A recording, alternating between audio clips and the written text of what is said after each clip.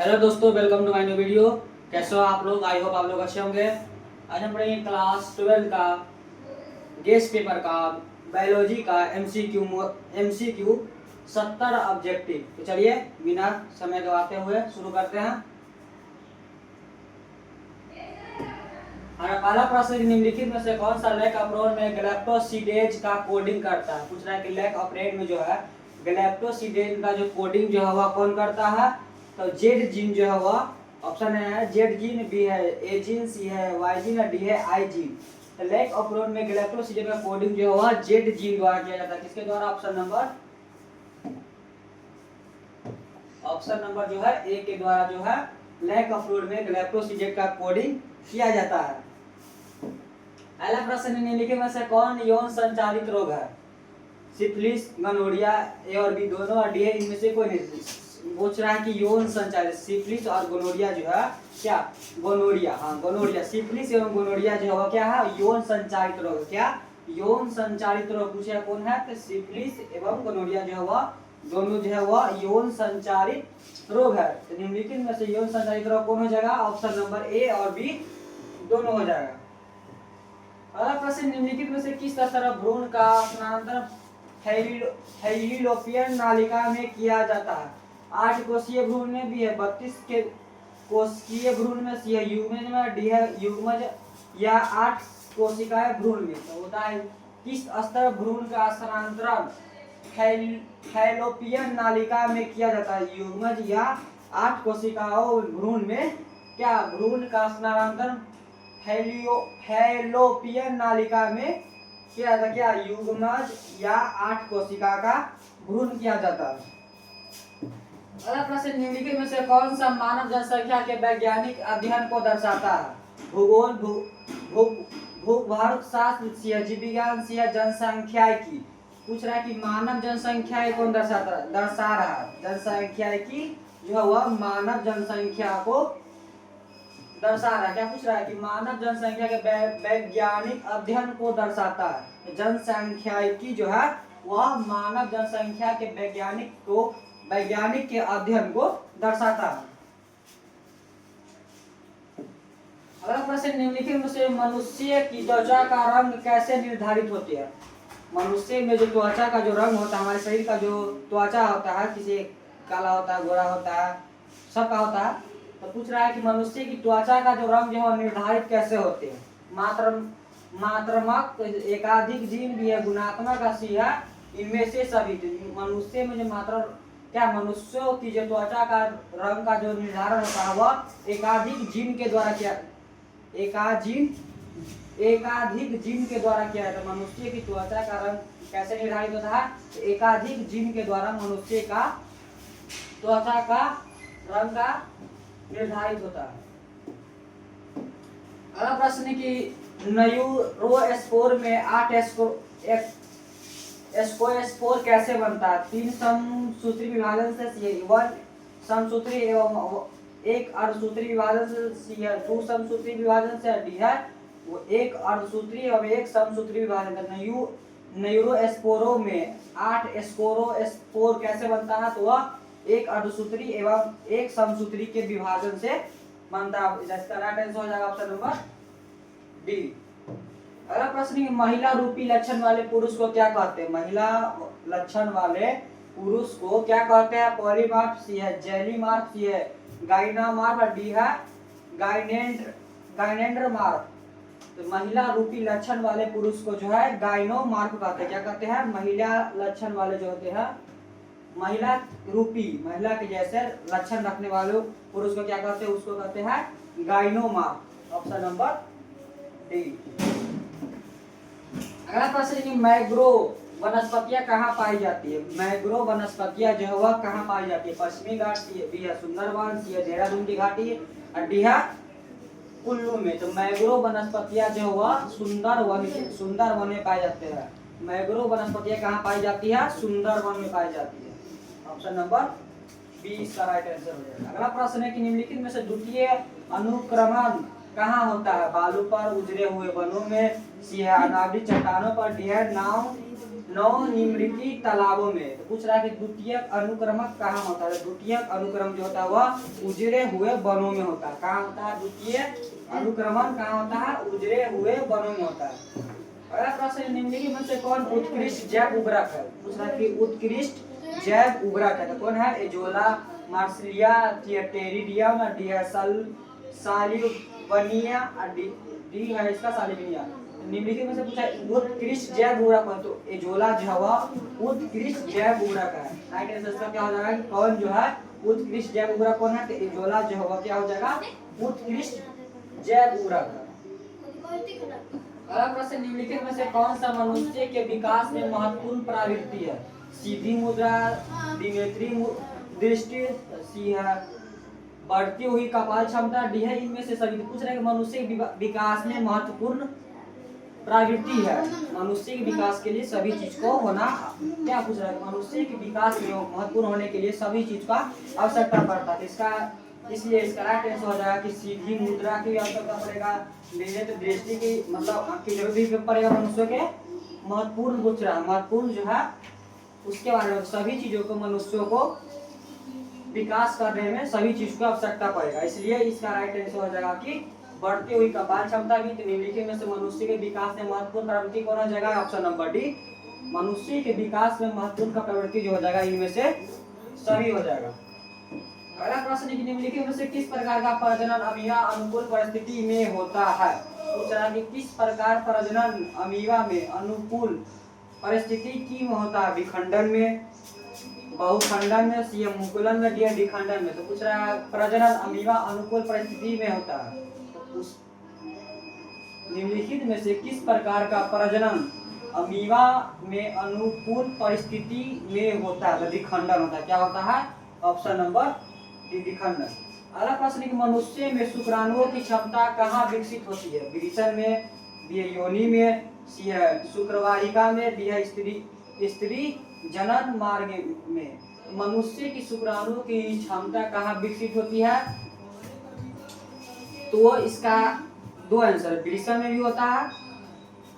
मनुष्य में शुक्राणु की क्षमता कहाँ होती है? वृषण में भी होता है और स्त्री जनन के मार्ग में होता है। मनुष्य के शुक्राणु की क्षमता कहाँ होती है? तो वृषण ही मारेगा और स्त्री जनन के मार्ग में, स्त्री जनन मार्ग में होता है। मनुष्य शुक्राणु की क्षमता कहाँ कहाँ होती है? वृषण में और स्त्री जनन मार्ग में होता है। मनुष्य में शुक्राणु की क्षमता कहाँ कहाँ विकसित होती है? वृषण और स्त्री जनन मार्ग में है। इसका आंसर अलग ढंग से दिया होगा, बोर्ड एग्जाम में दिया होगा ए और बी, ए और बी, ए और डी हो जाएगा इसका राइट आंसर। मनुष्य में शुक्राणुओं की क्षमता कहाँ विकसित होती है? तो वृषण में और स्त्री जनन मार्ग में होता है। अगला प्रश्न, निम्नलिखित में से किसके द्वारा जुड़वा भाइयों का विकास हो सकता है? एक ही युग्मज, बी है दो युग्मज, सी है बिना युग्मज, डी है युग्मज। तो किसके द्वारा जुड़वा भाइयों का जो है विकास हो सकता है? एक ही युग्मज के द्वारा जो है जुड़वा भाइयों का जो है वो विकास हो सकता है। इसका आंसर हो जाएगा ऑप्शन नंबर ए। अगला प्रश्न है नगन बीजियों में एंडोस्पर्म की प्रकृति क्या होती है? अगुणित, द्विगुणित, त्रिगुणित, डी है इनमें से कोई नहीं। तो नगन बीजियों में एंडोस्पर्म की प्रकृति क्या होती है? अगुणित होती है। अगला प्रश्न है निम्नलिखित में से कौन सा तनाव स्ट्रेस हार्मोन है? पूछ रहा कि तनाव स्ट्रेस हार्मोन जो है कौन है? इथिलीन, बी है GE3, सी है IAA, डी है एब्सिसिक एसिड। तनाव स्ट्रेस हार्मोन कौन है? एब्सिसिक एसिड जो होगा तनाव क्या है? तनाव स्ट्रेस हार्मोन है। ऑप्शन नंबर राइट आंसर हो जाएगा इसका ऑप्शन नंबर डी। अगला प्रश्न, निम्नलिखित में से कौन सा ओजोन परत हेतु सर्वाधिक हानिकारक है? पूछ रहा है कि ओजोन परत हेतु सर्वाधिक हानिकारक है कौन जो है? CO2, SO2, CO2, Freon, D है इनमें से सभी। SO2, CO2, फ्रियोन जो है तीनों जो है ओजोन परत हेतु सर्वाधिक हानिकारक है। क्या तीनों जो है इसका ओजोन परत के लिए हानिकारक है। इसका इसलिए इसका राइट आंसर हो जाएगा ऑप्शन नंबर डी कि निम्नलिखित में से सभी ओजोन परत के लिए हानिकारक है। अगला प्रश्न है कि निम्नलिखित में से कौन काजीरंगा राष्ट्रीय उद्यान से संबंधित है? शेर, सी है बाघ, सी है तेंदुआ, डी है गैंडा। तो काजीरंगा राष्ट्रीय उद्यान पूछे आती, काजीरंगा राष्ट्रीय उद्यान कहाँ है, किस में है, किसके लिए प्रसिद्ध है पूछ रहा है, कहाँ से नहीं पूछ रहा, किससे संबंधित पूछ रहा है। काजीरंगा राष्ट्रीय उद्यान से संबंधित क्या है, तो गैंडा। क्या संबंध है उससे, गैंडा। काजीरंगा राष्ट्रीय उद्यान से क्या संबंधित था, गैंडा। अगला प्रश्न है कि भारत में संरक्षित जैव मंडल कितने हैं? 10, 18, 23, 41। तो भारत में संरक्षित जैव मंडल 18 है। कितना है, 18। भारत में संरक्षित जैव मंडल 18 है। अगला प्रश्न है कि निम्नलिखित में से कौन नाइट्रोजन का स्थिरीकरण करता है? एनाबेना, सी है अल्वा, डी है यूथोथिक्स, डी है स्पाइरोगाइरा। तो नाइट्रोजन की स्थिरीकरण कौन करता है, एनाबेना करता है। क्या पूछ रहा है कि नाइट्रोजन का स्थिरीकरण कौन करता है, एनाबेना करता है। कौन, ऑप्शन नंबर ए जो है नाइट्रोजन का स्थिरीकरण करता है। अगला प्रश्न है काइटोक्सिन क्या करता है? काइटोक्सिन जो है वह उसका काम क्या है, काइटोक्सिन का काम क्या हुआ, क्या करता है? कोशिकाओं को फुला देता है। ऑप्शन बी है मध्य अंतरंत्र के एपिथेलियम को बंद करता है। सी है अंतरंत्र की कोशिकाओं को तोड़ देता है। डी इनमें से एक से अधिक कार्य करता है। काइटोक्सिन का कार्य है कि मध्य अंतरंत्र के एपिथेलियम को बांध के रखना था। काइटोक्सिन का क्या काम है, ऑप्शन नंबर बी को करना। अगला प्रश्न निम्नलिखित में से किसमें गुणसूत्र एक अतिरिक्त जोड़ा पाया जाता है? ट्राइसोमिक में, सी डबल ट्राइसोमिक में, डी टेट्रासोमिक में, डी नलीसोमिक में।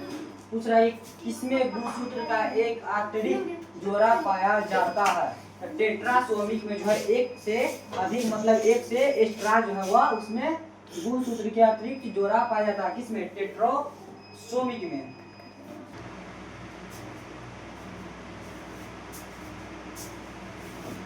अगला प्रश्न निम्नलिखित में से किस विधि द्वारा कैंसर कोशिकाओं का विभाजन होता है? पूछा किस कोशिकाओं द्वारा कैंसर कोशिका जो है विभाजन होता है? यूजीए द्वारा, सी है जीयूए द्वारा, सी है एयूजी द्वारा, डी है इनमें से सभी द्वारा। पूछ रहा अगला प्रश्न है निम्नलिखित में से किस विधि द्वारा कैंसर कोशिकाओं का विभाजन होता है? समसूत्री द्वारा, विषमसूत्री द्वारा, सी है अर्धसूत्री द्वारा, डी है इनमें से कोई भी नहीं। तो समसूत्री द्वारा जो है कैंसर कोशिकाओं का विभाजन होता है। समसूत्री, ऑप्शन नंबर ए के द्वारा जो है क्या, कोशिकाओं का विभाजन होता है। अगला प्रश्न है कि निम्नलिखित में से कौन आरंभिक कोड है? यूजीए, सी है बी है जीयूए, सी है यूएयूजी, डी है इनमें से सभी। आरंभिक कोडन कौन है? तो एयूजी जो है वह आरंभिक कोडन है।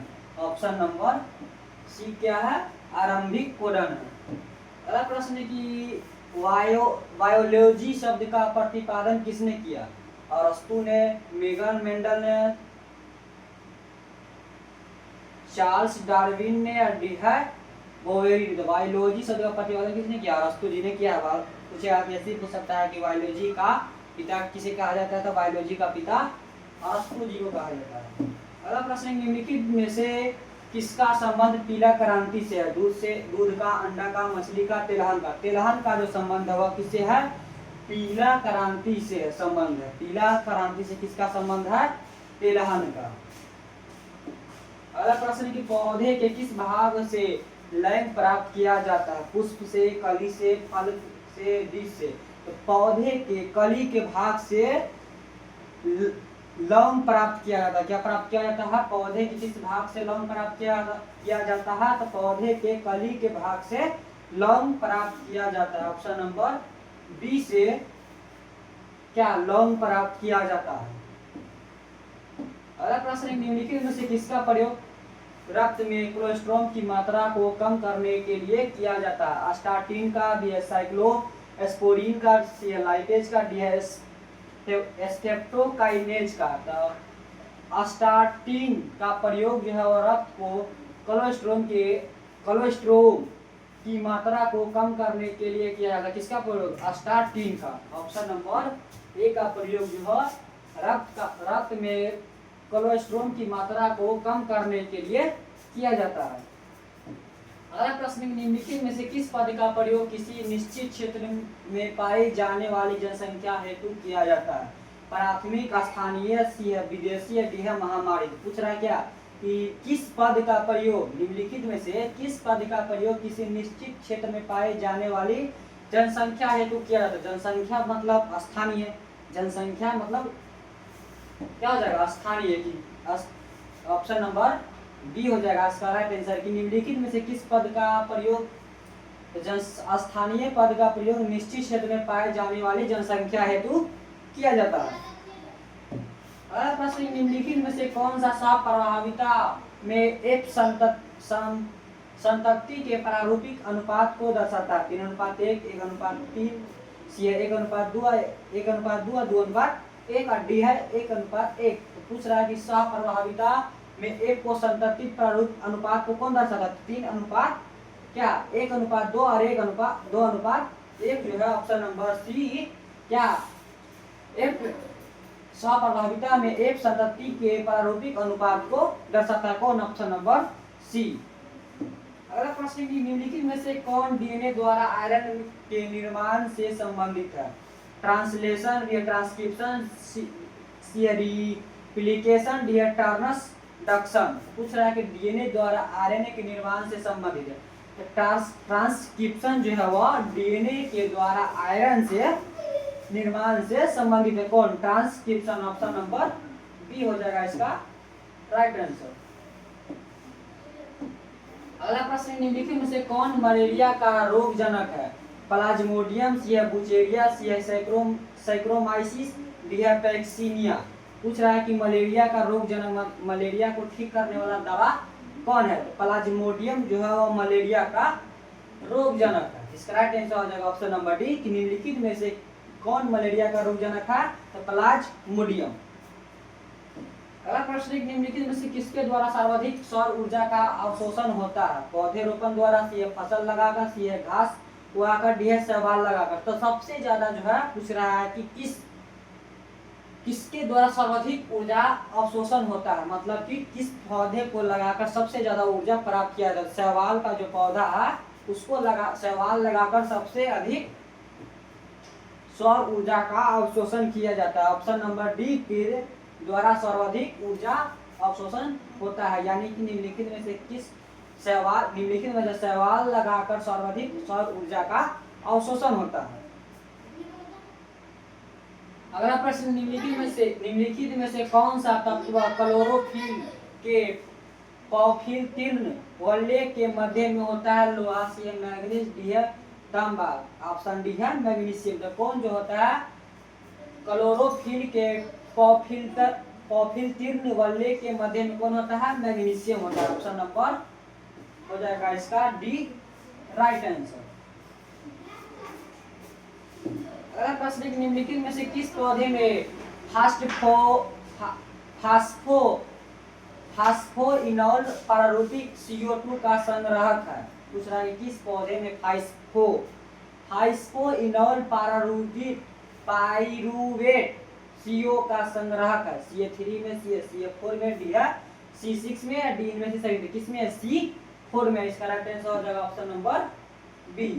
अगला प्रश्न है कि पोमी कल्चर निम्नलिखित में से किससे संबंधित है? रेशम से, सी है फल से, सी है सब्जी से, डी है फूल से। तो पोमी कल्चर किससे संबंधित है? पोमी कल्चर जो है फल से संबंधित है। पूछेगा कि पोमी कल्चर निम्नलिखित में से किससे संबंधित है?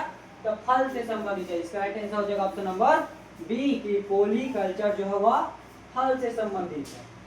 अगला प्रश्न है कि निम्नलिखित में से कौन पारिस्थितिकी तंत्र के जैविक घटक है?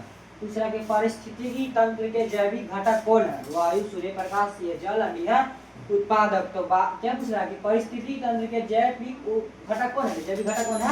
ऑप्शन नंबर डी उत्पादक जो है वह पारिस्थितिकी तंत्र के जैविक घटक है। इसका राइट आंसर हो जाएगा ऑप्शन नंबर डी। अगला प्रश्न, निम्नलिखित में से कौन समुद्री मछली है? कतला, सी है मांगुर, सी है हिल्सा, डी है सिंघी। सिंघी बोलते हैं, सिंघी है।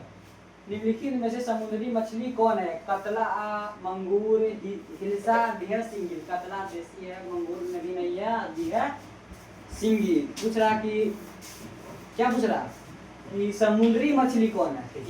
हिल्सा जो है वह समुद्री मछली। निम्नलिखित में से कौन सा मछली जो है वह समुद्री मछली, मतलब वह सिर्फ समुद्र में पाया जाते हैं, नहर तालाब में नहीं पाया जाता है, वह केवल समुद्र में ही पाया जाता है।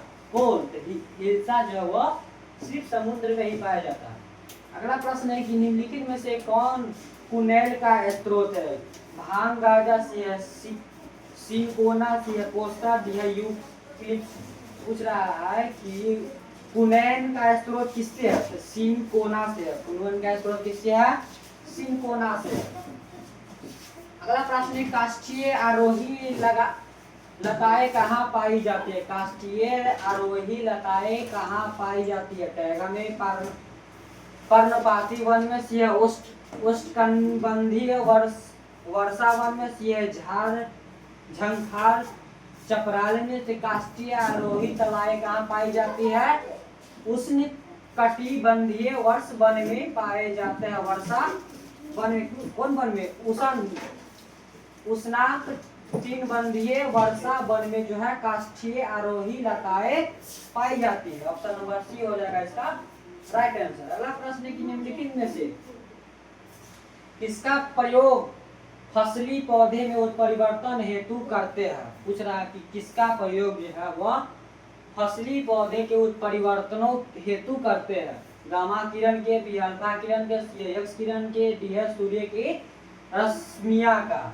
तो पूछ रहा है कि क्या पूछ रहा है कि किसका प्रयोग फसली पौधे को उत्परिवर्तन हेतु करते हैं? तो गामा किरण का जो है प्रयोग किसके लिए किया जाता है? फसली पौधे की उत्परिवर्तन हेतु किया जाता है। किसका? गामा किरण का। पूछेगा कि निम्नलिखित में से किसका प्रयोग फसली पौधे में उत्परिवर्तन हेतु करते हैं? तो गामा किरण का करते हैं। अगला प्रश्न निम्नलिखित में से ट्यूबर द्वारा किसमें कायिकी प्रवर्धन होता है? लहसुन में, सी है ओल में, सी है आलू में, या डी है आम में। पूछ रहा है कि ट्यूबर द्वारा किस कायिकी प्रबंधन में होता है? ट्यूबर कायिकी प्रबंधन किसमें होता है? लहसुन में होता है। किसमें? ऑप्शन नंबर एक जो है इसका राइट आंसर हो जाएगा। ट्यूबर द्वारा किसमें कायिकी प्रबंधन होता है? लहसुन में होता है। अगला प्रश्न कि निम्नलिखित में से किसके द्वारा विकासशील शुक्राणु पोषण प्राप्त करते हैं? पूछ रहा किसके द्वारा विकासशील शुक्राणु पोषण को प्राप्त करते हैं? सर्वाली कोशिका से, अंकुरन उपकला से, रक्त कोशिका से, डी है लेडी कोशिका से। तो क्या पूछ रहा है किसके द्वारा विकासशील शुक्राणु पोषण प्राप्त करते हैं? सर्वाली कोशिका से जो है क्या विकासशील शुक्राणु पोषण प्राप्त करते हैं। इसका राइट आंसर हो जाएगा ऑप्शन नंबर ए के द्वारा जो है विकासशील शुक्राणु पोषण प्राप्त कर सकते हैं या प्राप्त करते हैं। अगला प्रश्न निम्नलिखित में से किसने प्यूटॉन, सिस्टोन एवं रेक्टोन पद प्रतिपादित किया था? जे लीडवर्ग, बी है डब्ल्यू इनग्राम, सी है बेस्टन, डी है एस बेंजर। फ्यूटॉन, सिंड्रोम और रेकॉन प्रतिपादित जो है वो किसने किया है? एस बेंजर ने किया। इसका राइट आंसर हो जाएगा ऑप्शन नंबर डी। अगला प्रश्न निम्नलिखित में से कौन पारिस्थितिकी तंत्र में एक से अधिक पोषण स्तर पर क्या है कि निम्नलिखित में से कौन पारिस्थितिकी तंत्र में एक से अधिक पोषण स्तर पर रह सकता है? पादप प्लावक, सी है जंतु प्लावक, सी है मछली, डी है इनमें से सभी। पूछ रहा है कि मतलब कि उसको कई प्रकार से पाला जा सकता है फिर भी वह रह सकता है। तो कौन रह सकता है? तो वह मछली रह सकता है। कि परिस्थिति तंत्र में एक से अधिक पोषण स्तर पर कौन रह सकता है? तो मछली रह सकता है। अगला प्रश्न है कि नारियल के मध्य फल भित्ति की प्रवृत्ति क्या होती है? कीड़ी, रेशेदार सी है, गुद्देदार डिहेड में से कोई नारियल की जो मध्य फली भित्ति जो होती है वह परावृत्ति क्या होती है, तो वह रेशेदार होती है। क्या होती है? रेशेदार होती है। नारियल को जो काटते हैं उसको देखते हैं फल भित्ति जो होती है, नारियल शुरू में देखते हैं नारियल की फल भित्ति जो होती है परावृत्ति क्या होती है, वह रेशेदार होती है। देखते हैं जाली की तरह रहता है।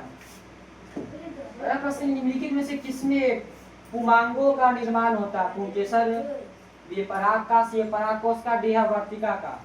पूछ रहा है कि किसमें पुमांगों का निर्माण होता है, तो पुंकेसर में क्या पुमांगों का निर्माण होता है। पूछा कि निम्नलिखित में से किसमें पुमांगों का निर्माण होता है, तो पुंकेसर में जो है वह क्या पुमांगों का निर्माण होता है। इसका आंसर हो जाएगा ऑप्शन नंबर ए।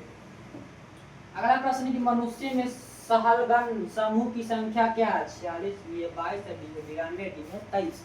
मनुष्य में सहलगन समूह की संख्या कितनी है? 46 है। मनुष्य में सहलगन मनुष्य की संख्या कितनी है? 46 है। ऑप्शन नंबर ए हो जाएगा इसका राइट आंसर। अगला प्रश्न है कि निम्न में से कौन गुणसूत्र की मूल संख्या को दर्शाता है? n 2n 4n n/2। तो 2n जो है वह गुणसूत्र की मूल संख्या को दर्शाता है। कौन? 2n। ऑप्शन नंबर बी हो जाएगा इसका राइट आंसर। पूछा कि निम्न में से कौन गुणसूत्र की मूल संख्या को दर्शाता है, तो 2n। अगला प्रश्न है कि निम्नलिखित में से किसके द्वारा एक गन्ने की बुआई की जाती है? पूछ रहा है किसके द्वारा एक और गन्ने का बुआई किया जाता है। एक गन्ने तो सभी देखे होंगे, तो बताइए कैसे है कि एक गन्ने को बुआई किया जाती है? किसके द्वारा? कंदों द्वारा, सी बी है तने के टुकड़े द्वारा, सी है परकंद द्वारा, डी है बीज द्वारा। तो हम लोग देखेंगे कि गन्ने जब लाते हैं खरीद के बाजार से, तो उसमें गन्ने के जो निचले भाग रहते हैं उसमें छोटे छोटे जो है उसका निकला हुआ रहता है, ऊपर से काट लेते हैं और इसको नीचे वाले को काट को उसको रोक देते। तो उसी को कहते हैं कि तने के टुकड़े को काट कर उसको गन्ने की बुआई किया जाता है। किसके द्वारा? तने के टुकड़े द्वारा जो है एक गन्ने की बुआई किया जाता है। इसका राइट आंसर हो जाएगा ऑप्शन नंबर 3। समझ गया? अगला प्रश्न निम्नलिखित में से कौन SO के प्रदूषण से प्रभावित होता है? केंद्रक, सी माइक्रोकॉन्ड्रिया, सी हरित लवक, डी है ग्लोजी का। क्या पूछ रहा है कि SO2 के प्रदूषक से प्रभावित कौन होता है? तो हरित लवक जो है SO2 प्रदूषक से प्रभावित होता है। इसका राइट आंसर हो जाएगा ऑप्शन नंबर सी कि SO2 के प्रदूषक से प्रभावित कौन होता है? तो हरित लवक जो है SO2 के प्रदूषक से प्रभावित होता है। अगला प्रश्न है कि निम्नलिखित में से कौन जन्म से लेकर मृत्यु के बीच की अवधि है? जीवन चक्र, भी है जीवन काल, सी है जन्म दर, सी है प्रबंधन। जीवन क्या है? पूछ रहा है कि जन्म से लेकर मृत्यु मतलब जीवन काल।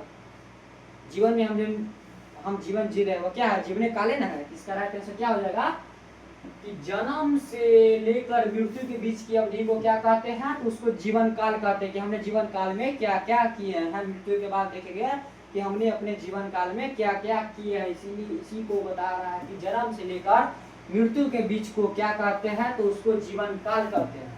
अगला प्रश्न है कि निम्नलिखित में से किस हार्मोन के द्वारा सट्रोली कोशिकाओं का नियंत्रण होता है? सट्रोली कोशिकाओं का किस हार्मोन से सट्रोली कोशिकाओं का जो है नियंत्रण होता है? LH से, भी है FSH या प्रोलैक्टिन से, डी है GS से। FSH कोशिका से जो है क्या FS किस हार्मोन सट्रोली कोशिकाओं का नियंत्रण होता है? तो FSH हार्मोन से सट्रोली कोशिकाओं पर नियंत्रण कर सकते हैं। इसका राइट आंसर हो जाएगा ऑप्शन नंबर बी कि FSH हार्मोन द्वारा सट्रोली कोशिकाओं को नियंत्रित कर सकते हैं। अगला प्रश्न है कि निम्नलिखित में से कौन अपार से होकर नहीं गुजर सकता है? एल्कोहल, सी है वासाम्ल, सी है लोहा, डी है मातृ प्रतिरक्षित। पूछ रहा है कि अपार से होकर कौन नहीं गुजर सकती है? मातृ प्रतिरक्षी जो है वह अपार से होकर नहीं गुजर सकती। इसका राइट आंसर हो जाएगा ऑप्शन नंबर डी। अगला प्रश्न है कि निम्नलिखित में से कौन नई प्रजातियों को निर्माण का महत्वपूर्ण कारक है? विलगन, सी है परिवर्तन, सी है विविधता, डी है प्रतियोगिता। तो पूछ रहा है कि नई प्रजातियों का निर्माण का महत्वपूर्ण कारक कौन है? विलयन जो है वह नई प्रजातियों के लिए महत्वपूर्ण, नई प्रजातियों के निर्माण के लिए महत्वपूर्ण कारक कौन है? विलयन। अगला प्रश्न है कि निम्नलिखित में से किसके बीवर को कोरक वृक्ष के नाम से जानते हैं? पूछ रहा है कि किसके बीवर को कोरक रक्षा के नाम से जानते हैं? कंदुक के, पुस्तक के, कोरक के, तांत्रिक के। कंदुक के बीवर को रक्षा के नाम से जानते हैं। कंदुक के बीवर को कोरक रक्षा के नाम से जानते हैं। इसका आंसर हो जाएगा ऑप्शन नंबर ए। अगला प्रश्न निम्नलिखित में से कौन परिदल पुंज का भाग है? दलपत्र भी है, परिदलपत्र सी है, पुष्पासन डी है, पुंकेसर। पूछ रहा है कि परिदल पुंज का भाग कौन है? तो परिदल पत्र हो जाएगा। परिदल पुंज का पूछ रहा है कि भाग, परिदल पत्र। इसका आंसर हो जाएगा ऑप्शन नंबर बी। अगला प्रश्न है मनुष्य में निम्नलिखित में से कौन सी कोशिका गतिशील होती है?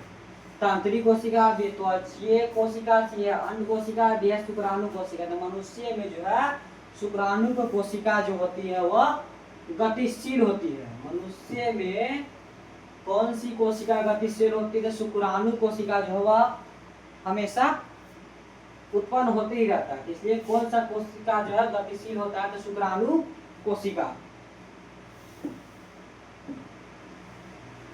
अगला प्रश्न है मनुष्य में लिंग सहलगन गुण है। रक्ताल्पता के भी है, वर्णाधाता के सी है, गंजापन का डी है, इनमें से सभी का। पूछ रहा है कि लिंग सहलगन का गुण कौन है? तो वर्णाधाता जो है लिंग सहलगन का गुण है। इसका आंसर हो जाएगा ऑप्शन नंबर बी। अगला प्रश्न है कि निम्नलिखित में से कौन जीवित जीवाश्म है? पूछ रहा है कि जीवित, निम्नलिखित में से कौन जो है वह जीवित जीवाश्म है? एम्फियोक्सेस भी है, वेरेंस सी है, लैम्प्रे डी है, लैटिमेरिया। पूछ रहा है कि जीवित जीवाश्म कौन है? तो एम्फियोक्सेस जो है क्या है? जीवित जीवाश्म। ऑप्शन नंबर ए क्या है? जीवित जीवाश्म। अगला प्रश्न है कि निम्नलिखित में से कौन सी गैस पृथ्वी के प्रारंभिक काल में नहीं था? O2, CO2 डी है, H2 डी है, NO2। क्या पूछ रहा है? गैस, कौन सी गैस पृथ्वी के प्रारंभिक काल में नहीं था? पृथ्वी के शुरुआती काल में जो है O2 जो था वह नहीं था। पृथ्वी के प्रारंभिक मतलब शुरुआती काल में कौन सा गैस नहीं था? तो O2 गैस जो था वह पृथ्वी के प्रारंभिक काल में नहीं था। अगला प्रश्न है कि निम्नलिखित में से किसके द्वारा अभिसारी विकास प्रदर्शित है? जीवाणु एवं प्रोटोजोआ से, चूहा एवं कुत्ता डी है, स्टार मछली और कटल मछली डी है, कुत्ता मछली और हेल। क्या पूछता है?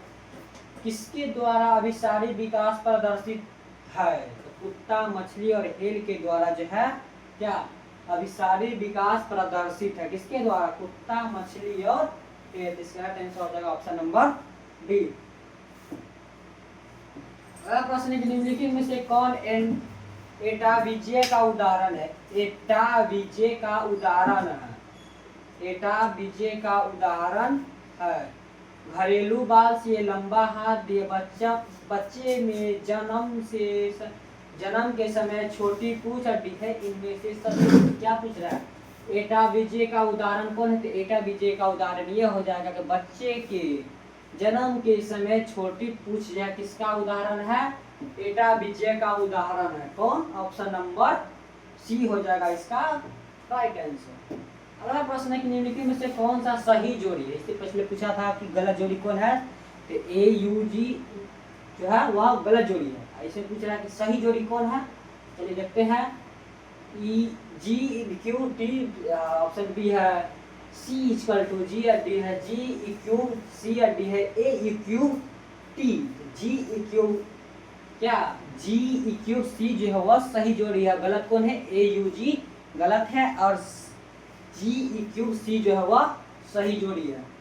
पूछेगा सही जोड़ी कौन है? तो GEQC और गलत पूछेगा तो AUG। इसका राइट आंसर हो जाएगा ऑप्शन नंबर सी की कौन सा सही जोड़ी है, तो जी क्यू सी। अगला प्रश्न है कि निम्नलिखित में से घुलनशील आरएनए है, एमआरएनए, बी आरएनए, सी है सी आरएनए, डी है टी आरएनए। सबसे पहले जानेंगे कि आरएनए होता है 3 प्रकार का, ठीक है। आरएनए कितने प्रकार के होते हैं, आरएनए 3 प्रकार के होते हैं, मतलब आरएनए 3 प्रकार के होते हैं। इसमें पूछ रहा है कि और डीएनए 1 प्रकार के होते हैं, आरएनए 3 प्रकार के होते हैं और डीएनए 1 प्रकार के होते हैं। इसमें पूछ रहा है कि कौन सा घुलनशील आरएनए कौन है, घुलनशील आरएनए कौन है। ऑप्शन ए है एमआरएनए, बी ऑप्शन बी है आरएनए, और सी है सी आरएनए, डी है ऑप्शन नंबर बी है टी आरएनए, जो है वह घुलनशील आरएनए है। इसका राइट आंसर हो जाएगा ऑप्शन नंबर डी हो जाएगा। अगला प्रश्न है कि निम्नलिखित में से किस बंधन से डीएनए के न्यूक्लियोटाइड बच्चे होते हैं, हाइड्रोजन से, बी सहसंयोजक से, सी विद्युत संयोजी से, डी सभी से। किस बंधन से डीएनए के न्यूक्लियोटाइड बच्चे होते हैं, न्यूक्लियोटाइड बच्चे किससे होते हैं, सहसंयोजक से, जो है सहसंयोजक बंधन डीएनए के न्यूक्लियोटाइड बच्चे किससे होते हैं, सहसंयोजक से होते हैं। ऑप्शन नंबर डी हो जाएगा, डी हो जाएगा इसका राइट आंसर कि किस बंधन से, तो संयोजक बंधन से डीएनए न्यूक्लियोटाइड बच्चे होते हैं। अगला प्रश्न है निम्नलिखित में से कौन सा समवृत्त अंगों के उदाहरण है, समवृत्त अंगों का उदाहरण है। इससे पहले क्या पूछा था कि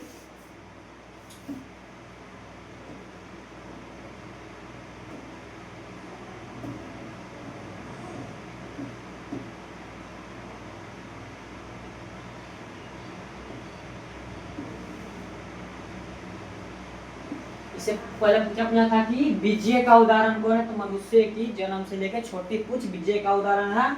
अभी क्या पूछ रहा है, अभी पूछ रहा है कि निम्नलिखित में से कौन समवृत्त अंगों का उदाहरण है, समवृत्त पूछ रहा है अभी। इस समवृत्त अंगों का उदाहरण कौन है, पक्षी एवं तितली के पंख, बी है कुत्ते एवं बिल्ली के पूंछ, डी है चमगादड़ के पंख और मनुष्य, डी है इनमें से सभी। तो पक्षी एवं तितली के पंख जो है समवृत्त अंगों का उदाहरण है। पूछेगा समवृत्त अंगों का उदाहरण कौन है, तो पक्षी एवं तितली के पंख जो है समवृत्त अंगों का उदाहरण है।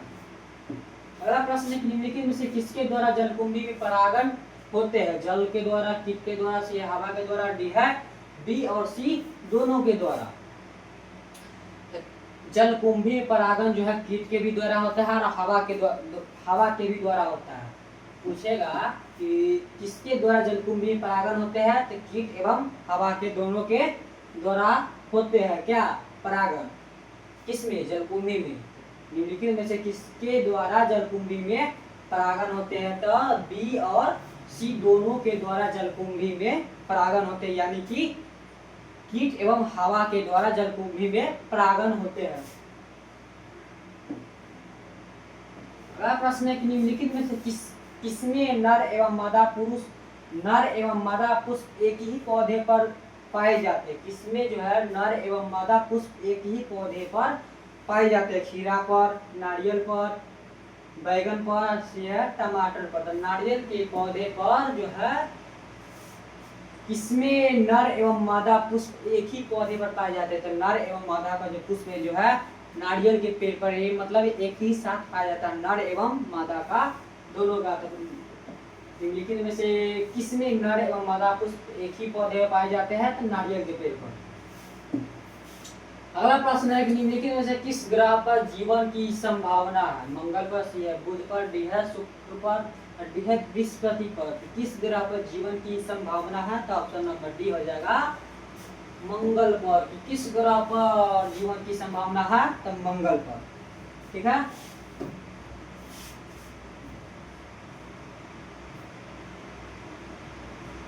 आज के लिए बस इतना ही। वीडियो अच्छा लगा हो लाइक सब्सक्राइब शेयर जरूर कीजिएगा। फिर मिलते हैं अगले वीडियो में, तब तक के लिए धन्यवाद।